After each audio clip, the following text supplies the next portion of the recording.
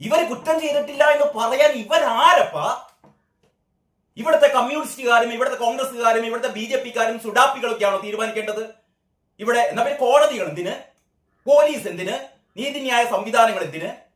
ഇവിടെ എന്ത് പ്രശ്നം ഉണ്ടായാലും രാഷ്ട്രീയ നേതാക്കന്മാരെ കൂടി ഇന്നായിട്ട് തീരുമാനിക്കുക ഇവർ നിരപരാധികളാണോ, ക്രിസ്തീയ മതവിഭാഗത്തിൽപ്പെട്ടവരാണെങ്കിൽ അവരൊന്നും കുറ്റം ചെയ്യില്ല. വേടന്റെ മാതിരി കറുത്ത തൊലിയുള്ള ആൾക്കാരും കഞ്ചാവോളികളുമാണെങ്കിൽ അവരൊന്നും കുറ്റം ചെയ്യില്ല. പിന്നെ ആരെ കുറ്റം ചെയ്യുക? ഇവിടുത്തെ സവർണ ഹിന്ദുക്കൾ മാത്രമാണ് കുറ്റം ചെയ്യുക? അല്ലെ, മനസ്സിലാവാനായിട്ട് ചോദിക്കുക.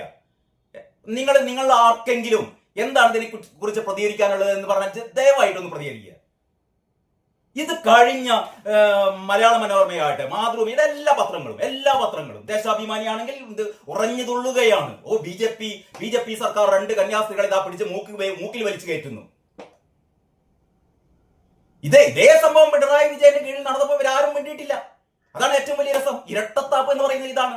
2022 ഇതേ സമാനമായ സംഭവം കേരളത്തിൽ ഉണ്ടായപ്പോ ഇവിടുത്തെ ഒരു രാഷ്ട്രീയ പാർട്ടി നേതാക്കന്മാരും ഈ കന്യാസ്ത്രീകളെ വിട്ടയക്കണം എന്നും പറഞ്ഞുകൊണ്ട് കോലാഹലം ഉണ്ടാക്കിയിട്ടില്ല.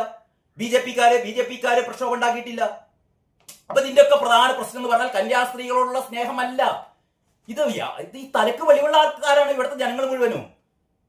ഇത് പക്ഷെ ആരും പ്രകടിപ്പിക്കുന്നില്ല. എല്ലാവർക്കും പേടിയാണ്. ഇതിങ്ങനെ ഭയങ്കര അശ്ലീലം, തോന്നിവാസം എന്നല്ല അതിനെന്താ പറയാ. നേരത്തെ പറഞ്ഞ പോലെ 2 വാചകങ്ങളെ ഇത് പറയാനുള്ളൂ.